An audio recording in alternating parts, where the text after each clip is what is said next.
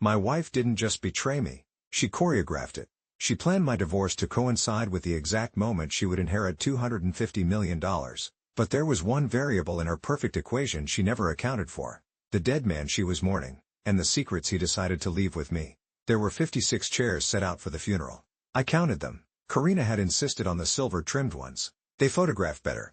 Only 55 were filled. The one next to her, the one reserved for me, stayed empty. I stood at the back, next to a potted plant, holding a program that spelled my last name wrong. When she stood to give the eulogy, she cried perfectly. Just enough to seem human, not enough to smudge her mascara. She didn't mention me once. When she returned to her seat, she whispered something to the man sitting in my chair. He laughed. A quiet, private laugh. On the way out, she dropped her handkerchief. Deliberately. I bent to pick it up, and that's when I saw it. Tucked inside her clutch was the folded corner of a legal document. My name was on it, in bold, next to a case number. That's when the world went silent. She hadn't just decided to leave me. She had filed for divorce before the flowers on her father's grave had even been arranged. The emotional part of my brain just shut down. And a colder, more logical machine took its place. This wasn't about love anymore. This was about logistics. 2 days later, the will was read. I wasn't invited through the front door. I was directed to a side entrance,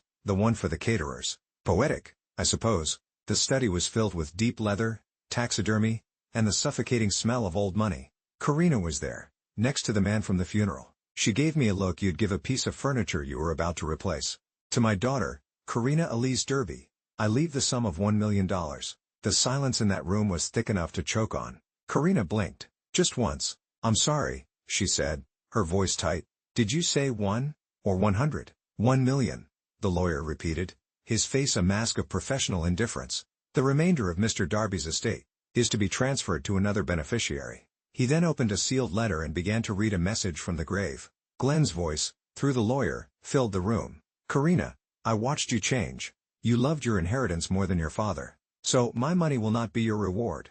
Her mouth opened, but no sound came out. The lawyer continued. To the man who married my daughter, who tolerated my cruelty with a dignity I never deserved. To Wendell Thomas Carr, I leave the remainder of my estate. Time stopped. I felt the air leave my lungs. Karina's face was a canvas of pure disbelief. The man next to her looked like his chair had been electrified. I didn't want the money. I wanted my life back. But that life was gone. I stood up, walked out of that study, and didn't look back. For the first time in our relationship, I was the one walking away. Karina didn't wait long. She cornered me at my job the next morning, leaning against her BMW like she hadn't just tried to erase me. You don't deserve this, Wendell, she said. No apology, just a statement of fact. This wasn't supposed to happen. He was punishing me. You're just a symbol. I almost believed her. A part of me, the part that still felt like I smelled of drywall, thought she was right. But Glenn Darby hadn't just left me money. He had left me instructions. A few days later, a separate law firm called me in. They handed me a sealed folder. It was an addendum to the will, a time-locked trust containing nearly 40% of the estate. But there was a condition, a beautifully cruel, brilliantly theatrical condition. The trust would only activate if I remained divorced from Karina for 18 consecutive months. If I went back to her, every penny would be forfeited. To a wildlife sanctuary for abandoned dogs. Glenn had built a loyalty test from beyond the grave. He even left a handwritten note. Wendell, it read, if you're tempted to return to the cage, remember you were never the pet. Don't let her leash you again. That night, she called. Her voice was different. Softer. He's laughing at us from the grave, Wendell, she whispered. I didn't mean to hurt you. I almost laughed. Didn't mean to? Karina, you had the divorce filed before his ashes were cold. There was a pause. Then, a quiet sniffle. I realized something terrifying. She was trying to cry, but she couldn't. The emotion just wasn't there. But the game had more layers than she knew. Digging through the estate's digital archives, I found it. A file labeled, Library, July 10th. Final record. It was security footage from 3 days before Glenn died. I watched it alone, in his study. The video showed Karina, pacing, agitated. You have no right, she snapped at her father, who sat motionless behind his desk. You'd rather give your empire to a man who unclogs toilets? He's weak, Dad. He doesn't belong in this world. Glenn's voice was cold steel. You made your choice.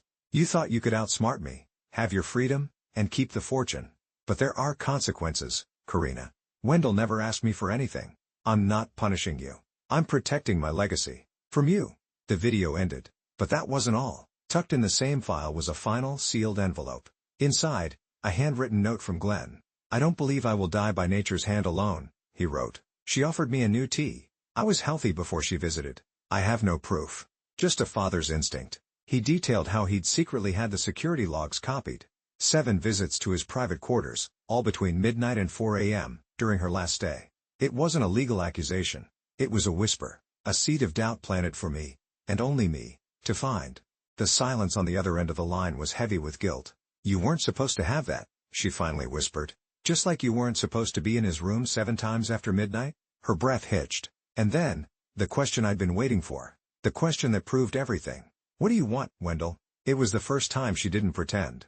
No more lies, no more performance. Just a cornered animal asking the price of my silence. "Nothing," I said, and for the first time, my voice was harder than hers. "I want nothing from you.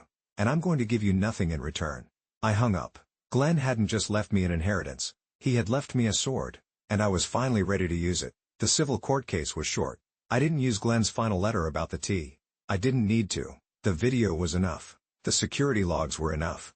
Her attempts to have the loyalty clause erased were enough. Her greed, in high definition, was enough. The judge upheld every last word of the will. The trust, the conditions, everything. Karina's $1 million inheritance was frozen to cover legal fees. She walked out of that courtroom with absolutely nothing but the designer suit on her back.